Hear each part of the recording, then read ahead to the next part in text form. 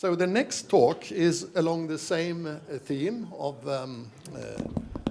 light-induced damage, and it will be given by Professor Imre Vass from the Hungarian Academy of Sciences in Szeged. And the title of the talk is Singlet Oxygen-Mediated Photodamage of Photosystem 2. And Imre is famous for having proven the important role of light inhibition by singlet oxygen mediated by triplet chlorophyll as a result of charge displacement. Okay, thank you. Please. So, first of all, I would like to thank for the opportunity to be able to come here. And actually, I would like to start by remembering another fantastic meeting, which was also organized by Jim almost exactly 30 years ago. And yes, and this was the first time I got in contact with Bertil, who is sitting here. Jim is sitting here. And Susie is also sitting here, not knowing what is coming in some years' time. So it was really a fantastic meeting. And at this time, I already started to work on photoinhibition. Had some interesting discussion with Yitzhak Ohad. And then during a discussion with Bertil, he told me that he has a new faculty member, Stemjör Sturing, who is looking for somebody working on photoinhibition. So this is how I got into Stockholm for 2 years, which was a really fantastic opportunity for me. I just want to start, but you already know that Photosystem 2 is prone to light damage, and during illumination, active PS2 is converted to an inactive PS2, and then this inactive PS2 is getting repaired during the repair cycle. I just want to show the principle here. You have seen many details in the previous 2 lectures. Now, photoinhibition has been studied for more than 30 years ago, and there are still some important questions about the mechanism which are not fully resolved. One concerns the actual mechanism of damage, and there are 2 main ideas. One is that photodamage is caused by excess light, which is producing different reactive oxygen species, especially singlet oxygen. And the other mechanism is that actually light activates directly the manganese cluster, and then this inactivation leads to the accumulation of highly oxidizing radicals. So, I mean, this inactivation of the manganese cluster is certainly going on in UV light, that's no doubt about that. To a certain extent, it is probably going on also in blue light. I mean, you can't really say where the threshold is. Personally, I'm not convinced that it's an important pathway in the visible light. As regards the so-called donor site photoinhibition, under any conditions when the manganese cluster is damaged or modified by not complete assembly or any stress factors like heat treatment, of course these mechanisms will certainly work, and then in the presence of partly functioning manganese cluster, the damage through the oxidizing radicals will work. So this is one of the controversy. The other controversy concerns if singlet oxygen is produced, what is it doing? There are 2 ideas. One idea is, which is favored by the Murata group, that yes, singlet oxygen is around, but the only thing what is it doing is inhibiting the repair. The other idea, which I would like to give you some information, that singlet oxygen actually causes direct photodamage. So then let's come back to the Stockholm time. When I arrived to Stockholm in 1989, one of the topics I was started to work on, it was the mechanism of photodamage. And the most important finding, at least from this point of view, is summarized here. When photoinhibition was performed in the absence of oxygen, we could see the formation of this famous spin-polarized triplet, which is coming from P680, triplet P680, which showed that this species is formed. The other important part of this experiment was that if after forming the triplet P680 under anaerobic conditions, if we were adding oxygen, the triplet was quenched, showing that the interaction of oxygen and the triplet. This is important because triplet P680 interacts with oxygen, which is also has a triplet configuration in the ground state. And by energy transfer, it converts oxygen to very highly reactive singlet oxygen, which is then damaging proteins, lipids, everything. From this paper, from this work, we got a paper out, which included Bertil, Eva-Marie, and also Sten Sturing, who was my direct supervisor. And following Peter's style, I'm just showing that this is not as stellar as these big reviews, but it's coming close to 500 citations, which I think is quite nice for a paper. It's still cited after 1992. Okay, so I mean, this was the basic observation what we had in Stockholm. At that time, we were not able to detect singlet oxygen directly. So after, when I went back to Szeged, my colleague Eva Hideg started to look for singlet oxygen in photosynthetic systems by using different spin traps. She was using EPR spin trap, which after capturing singlet oxygen showed this very characteristic signal. This approach was known in the literature, but she also developed fluorescent spin traps, which responded to the capture of singlet oxygen by fluorescence, decreased fluorescence yield. And with that method, we were able to show the production of singlet oxygen in intact leaves.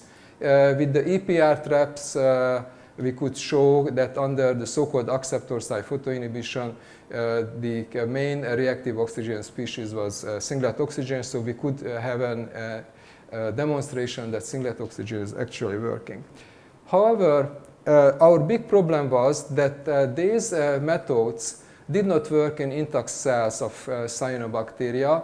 The spin traps did not penetrate. The fluorescence sensor did not penetrate either. The infrared luminescence is suppressed in the presence of the loss of chlorophylls. So for almost 20 years, we had no method to detect singlet oxygen inside cyanobacteria or any microalgal cells, which was really a problem because there were so many nice mutants which we could not have direct access to. So finally, we turned back to a very simple method which was actually used by Alison Telfer earlier in an isolated system. This is based on chemical trapping of singlet oxygen.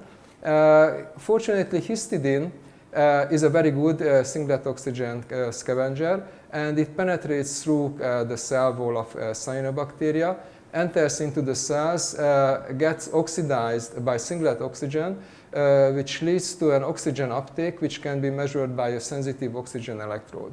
So we developed this method in 2013, and then we had a number of successful applications of this method for detecting singlet oxygen under different conditions. So I would like to show you some example of this work. One is related to the ligation of pheophytin. This is a structure of PS2, and it shows that the 130 residue of the D1 protein, which is normally a glutamine, is a direct ligand to pheophytin. And in many of the cyanobacteria, this can be changed to glutamate under highlight conditions. Peter Nixon made, actually earlier than this structure was available, some very nice mutants where he, in Synacosis 6803, where there is only one type of D1 protein, which has only glutamine, he made two very important mutants. In one, glutamine was changed to glutamate, which resulted in a 35 millivolt decrease of the redox potential of pheophytin. And in another mutant, he changed it to leucine, which increased the redox potential of pheophytin by plus 50 millimolar, 50 millielectron volt. And under those conditions, the charge recombination between S2 and QA minus has changed a lot. In the glutamate mutant, it accelerated. In the leucine mutant, it was slowed down. Now we looked at one of the observations was that the glutamate mutant provided photoprotection. Everything is in the presence of lincomycin to get rid of the repair effect. So the glutamate mutant provided photoprotection compared to the wild type, and the leucine mutant enhanced the photodamage. When we looked at the amount of singlet oxygen, we could see that we have a high amount of singlet oxygen in the leucine mutant, which is easily photodamaged, and we have much less in the glutamate mutant, which is photoprotected. We have explained this data by a model where we assume that there is a non-radiative photoprotective pathway from the singlet configuration of the primary radical pair, which is in competition with the triplet forming pathway, which produces triplet P680. And okay. There is a very important observation which was published by Eza Tüstjärvik together with Eva Marie, showing that the rate of photodamage is linearly dependent on light intensity. And this observation was used for a long time as an argument that only the manganese damage mechanism can explain photoinhibition, because the excitation pressure does not grow above the level when the photosynthetic electron transport is fully saturated. So we were interested in if the singlet oxygen mechanism is compatible with this observation or not. For that, we used some modeling of the electron transport network, here concentrating on the events happening in the reaction center of PS2. And our simulations showed two things. One is that the reduction level of QA is saturated at a relatively low light intensity on that scale. But the level of triplet P680, which is the source of singlet oxygen, was growing continuously even after the saturation of the electron transport. And here we also simulated the effect of the glutamine to glutamate change. And with the blue is the curve with the photoprotective glutamate, which shows a much lower amount of triplet P680 and consequently lower amount of singlet oxygen. Experimentally, we looked at the rate of singlet oxygen production as a function of light intensity, and again we got that singlet oxygen production of singlet oxygen rate increased linearly even after the photosynthesis was saturated. So from that we can conclude that the linear light intensity dependence of photo damage is compatible with the singlet oxygen induced damage mechanism.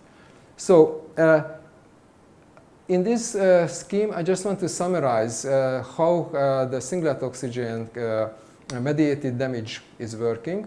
After excitation of P680, there is a primary charge separation, and if the light intensity is low, the primary charge separated state is stabilized, and the linear electron transport is going until the Calvin cycle.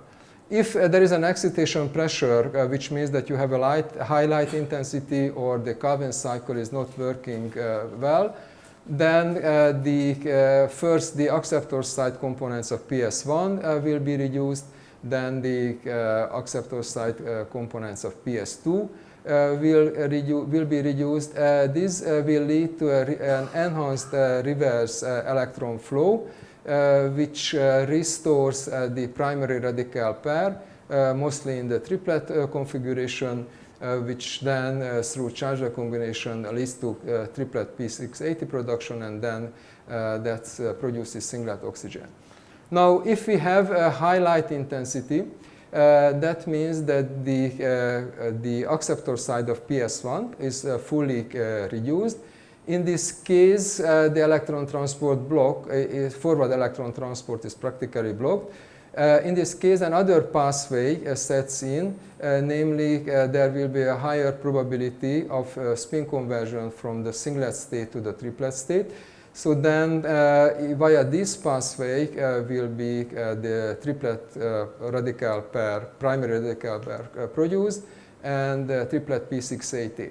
Now, this is the important pathway because these will not be saturated under any natural light intensity conditions.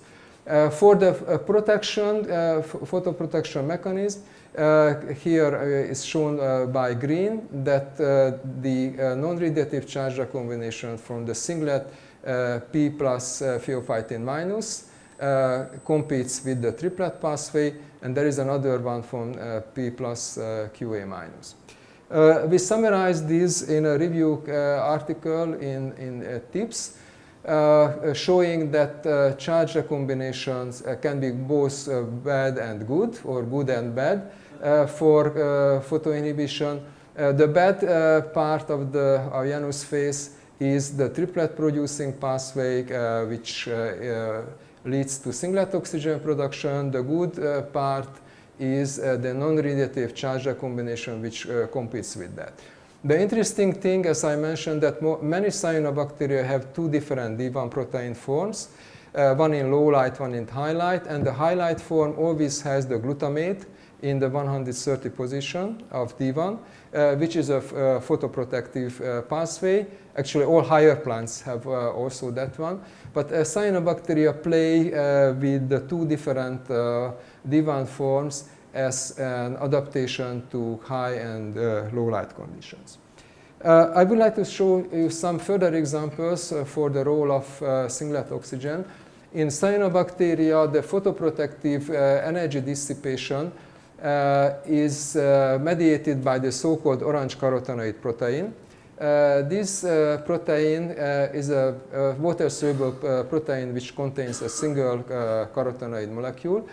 After absorbing blue-green light, this protein undergoes a conformational change, and since it is associated with the phycobilisome antenna, this conformational change changes the structure of the phycobilisome and induces high dissipation of the excitation energy. So this is the so-called normal way of how the OCP protein is working.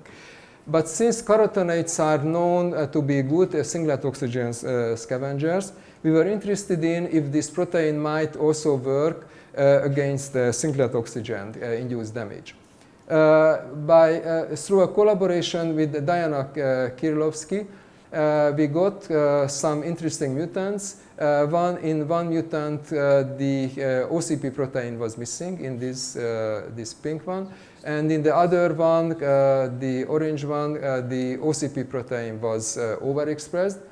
And what we could see that if the OCP was missing, then the amount of singlet or the rate of singlet oxygen production increased.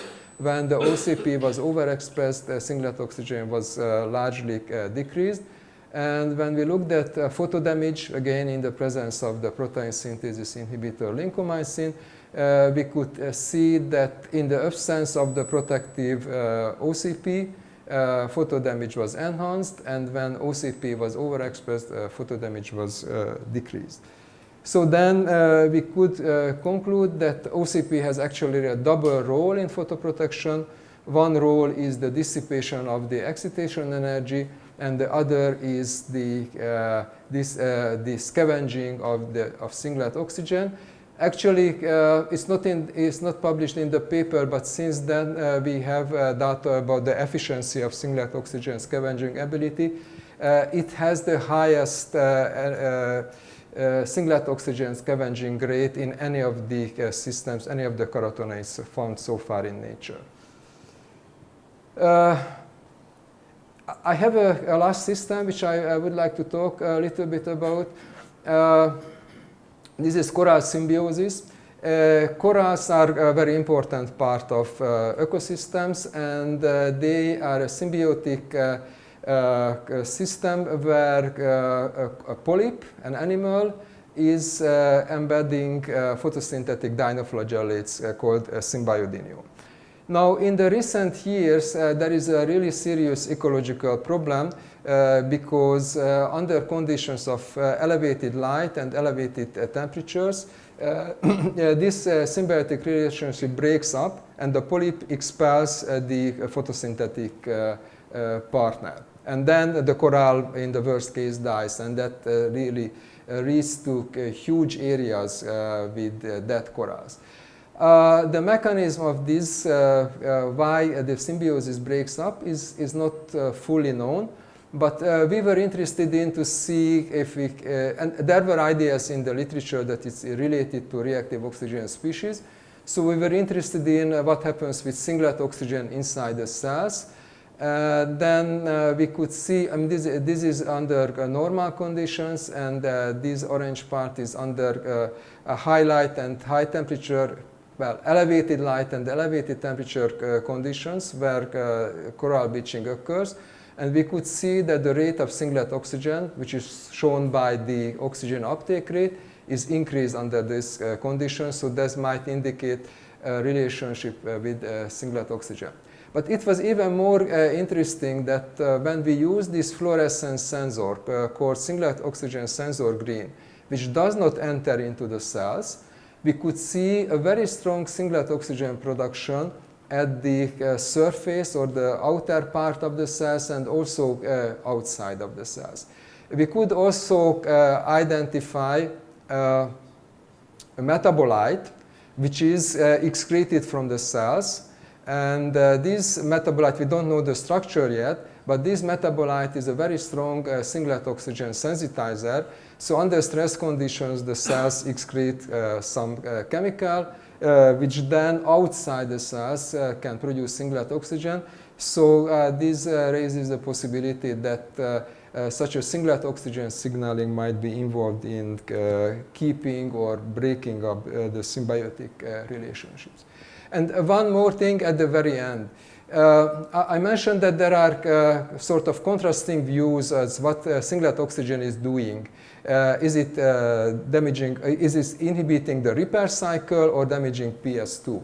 And looking at the literature, we were interested in what could be the experimental difference between our work and others who think it's photo damage, and the work of groups who think it's repair inhibition. And what we realized that the groups who are claiming that it's affecting only the repair, they are always using chloramphenicol. And chloramphenicol has been known to be electron acceptor and superoxide producers for quite some time. And recently we revisited this question and found that it accepts electrons not only from PS1, but also from PS2, and produces very strong, very high amount of superoxide. And importantly, it enhances photodamage, which can be reversed by the presence of superoxide dismutase. So the conclusion from that is that in the presence of chloramphenicol, photodamage is enhanced. And on top of the singlet oxygen or whatever other mechanism, there is an additional mechanism which is related to superoxide. So, I mean, this is just a warning sign that don't use chloramphenicol, and actually very few people are using chloramphenicol. So, I'm coming to the conclusions. One of the conclusions is that singlet oxygen is an important mediator of photodamage of photosystem 2. I don't want to say that this is the only mechanism, and since this is a big problem in the photoinhibition field, everybody is saying that the mechanism he or she favors, that's the one. What I'm saying is that we have lots of evidence showing that photoinhibition is correlated with singlet oxygen production and is not correlated with the manganese cluster damage, and we think that this is really an existing and important mechanism. Besides, there could be other mechanisms as well.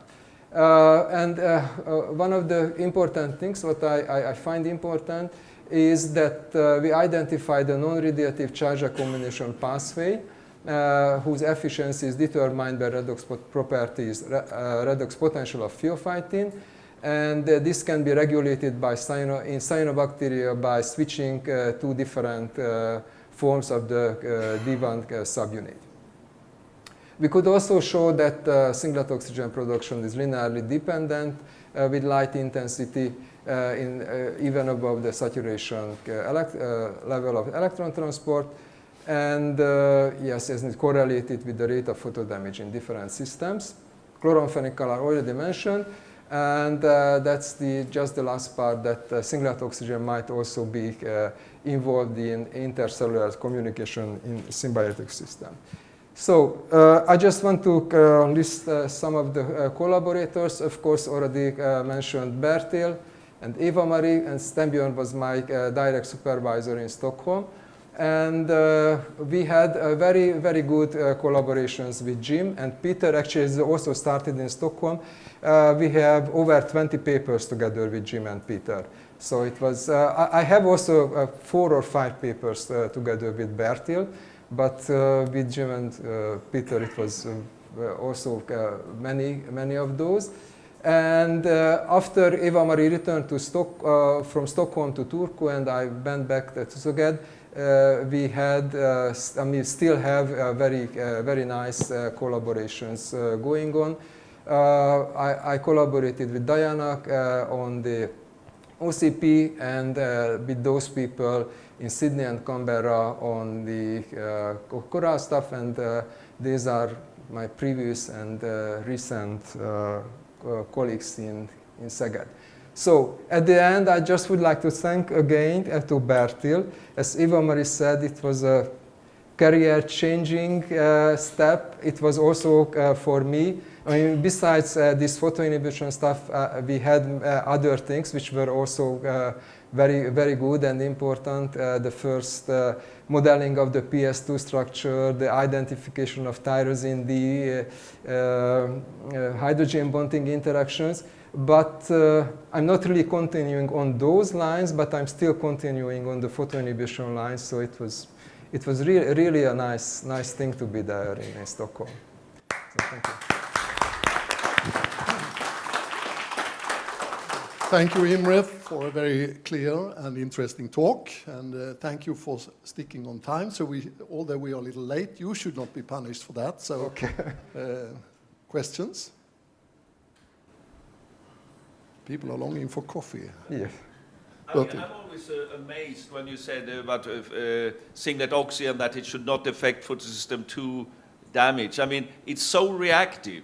So if it's formed in photosystem 2, what would make it not react with photosystem 2? That would be I don't unique. know. I mean, you have to discuss it with Murat-san, not with me. Yeah. And Morten agrees. Absolutely. And just to follow that up, Last question. we showed by mass spectrometry the various oxidations that were going on in the D1 protein. Yes. So there was definitely attack on the D1 protein, Yes. at least in the systems that we used. Mainly on histidines, by the way. Yes. Actually, I don't know if you know that why D1 and D2 are D, because they are diffuse proteins. Diffuse proteins because there's so many oxidation events. That's why they don't have a sharp position on the gel, and this oxidation is coming from the effect of reactive oxygen species. But somebody knows this, some others. So let's thank Imre and also the other speakers in this damaging section. So it's coffee, and please be back in 15 minutes.